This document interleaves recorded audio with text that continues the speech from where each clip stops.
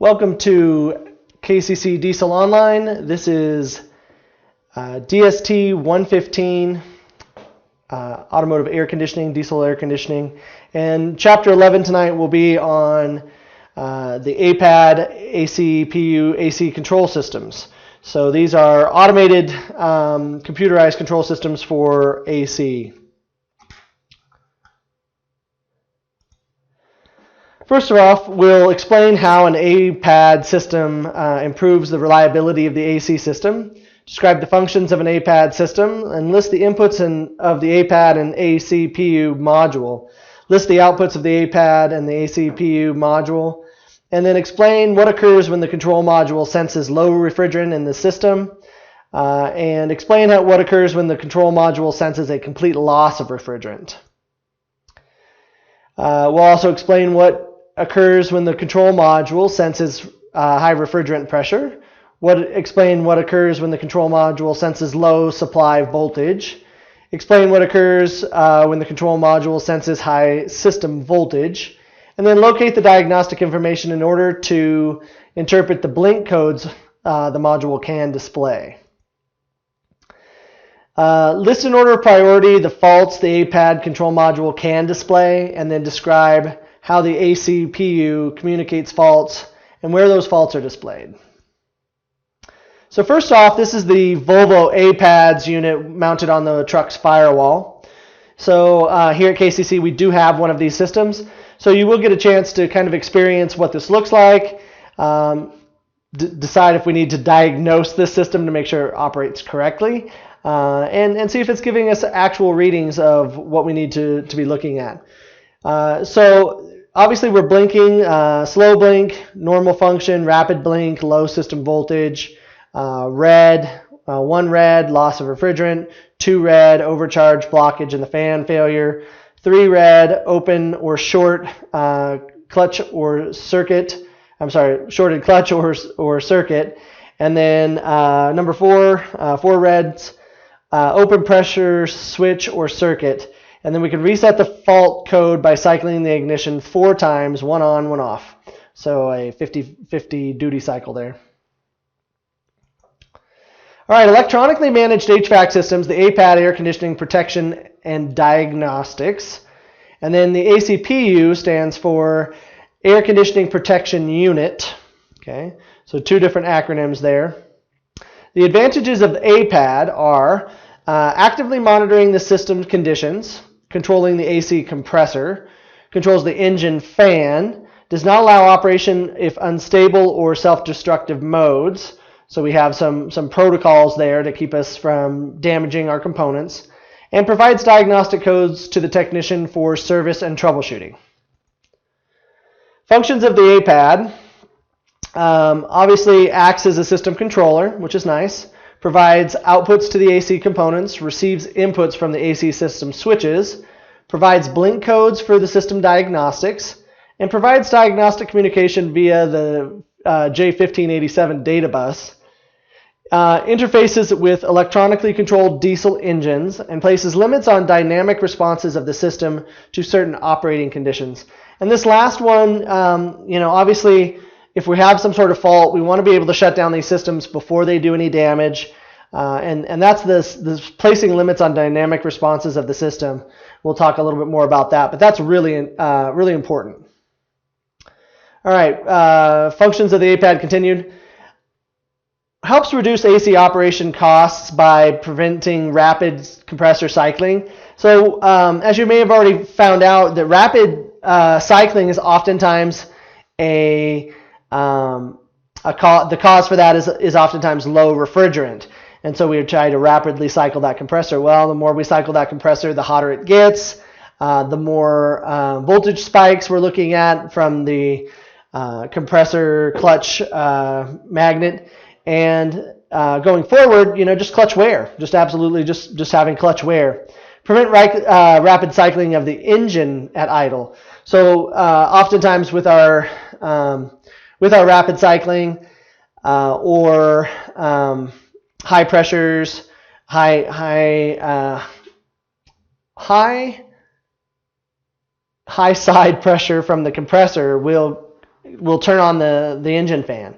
And oftentimes if we're cycling fast with the compressor and having this high side pressure, then we're going to have this fan kicking on all the time, which can actually damage the fan and heat up the fan clutch as well. We're going to prevent the clutch slippage due to low voltage. Relieve stress on the starting system by holding off the AC until 15 seconds after startup, which is actually a very nice feature, considering that we don't want to be trying to have, an extra, 7 to 15 horsepower draw on the engine while we're trying to start. And then lubricate the system by cycling the compressor for 15 seconds after startup. Now the cycling is whether the AC is on or not. It's gonna click on. It's gonna cycle it for 15 seconds. That's gonna do a couple of different things. It's gonna raise the pressure inside the system. It's gonna move the oil around to make sure that the system is being lubricated, which is nice.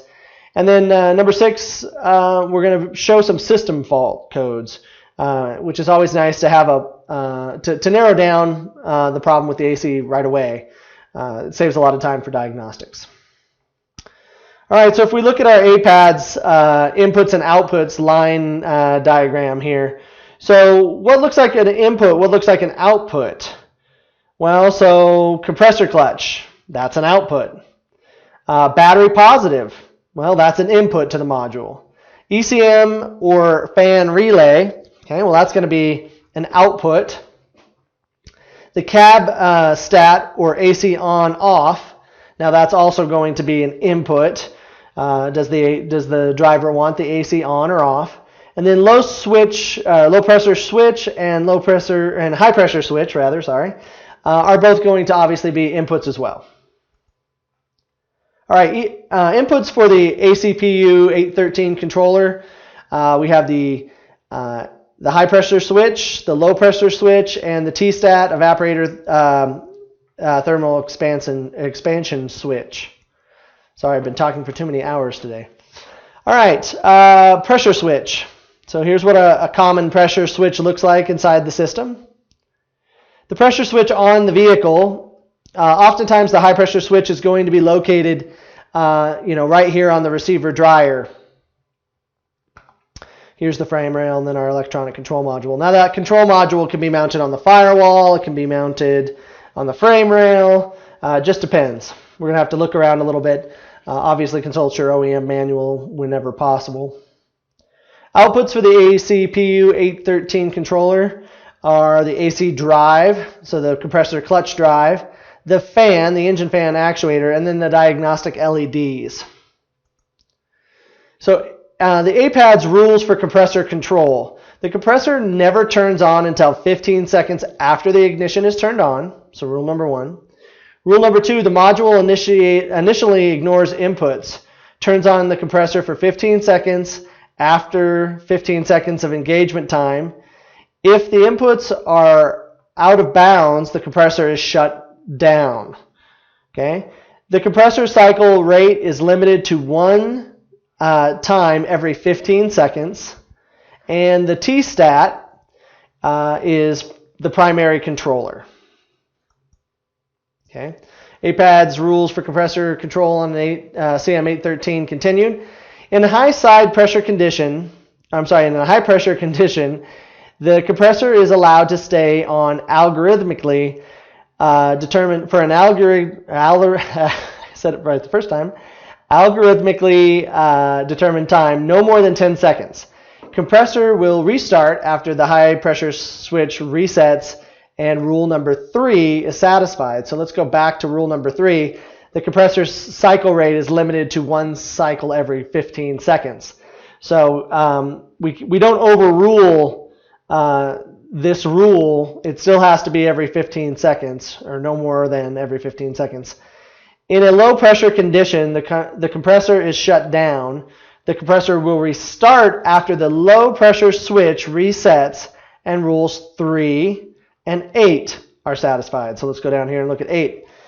If the system voltage drops below 11 volts DC, the compressor is shut down. The compressor will restart after satisfactory rise in system voltage and rule 3 is satisfied. So again, 15 seconds between cycles. Now, number 8 here, the AC system latches off for any of the following: low pressure in the system, open clutch circuit, and shorted clutch circuit. All right, let's look at the diagnostics faults. Static low pressure, dynamic low pressure, high pressure, open clutch, shorted clutch, low pressure switch open, high pressure switch open, and then low voltage. All right, APADS system installed on the AC system. This is what the players are inside that system. So we have the evaporator T-stat, okay, and that's going to be our on-off. That's what we're going to control most, okay. And then we have our expansion valve, our receiver dryer, and there's our high pressure switch, the condenser. Then we're going to have our ECM fan solenoid, and our AC compressor, and then our low pressure switch. So there's all of our players in the system. The AC control module connectors, and so we're going to have a 6-pin connector and a 4-pin connector. And I'm going to let you guys do more detailed reading on which pins do what. But obviously there's a pretty good example of what's going on here with these switches, and we'll cover more of this in lab. All right, the ACPU control functions, CM-813, again, the AC start delay, the compressor lubrication, the cycle limiting, the T-stat sensor, the high pressure cutout, the low pressure cutout, the low voltage cutout, the high voltage cutout, and then the diagnostic latch cutout, or I'm sorry, latch out. So as we are going through this system, you'll see that we are really trying to protect the system from any kind of damage. That's one of our number one concerns. All right, pressure switches. So our electronic control module is looking at our high pressure switch and our low pressure switch, okay, in close proximity to each other oftentimes. So here's the whole system. So you got your APADS module, and you've got your air conditioning life extender connector, and then you've got your switches and sensors. All right, inputs for the ACPU, the CM-820 controller. So again, we have low pressure, high pressure, and the T-stat. Outputs, the AC drive, compressor clutch, the data positive and data negative. And obviously this is for our data link. And then our fan actuator and our diagnostic codes. So this was a pretty quick lesson. I'm going to let you read through the summary again on your own. We'll be talking about this in lab, but please do the reading beforehand. That way you'll be all read up on it before we get there.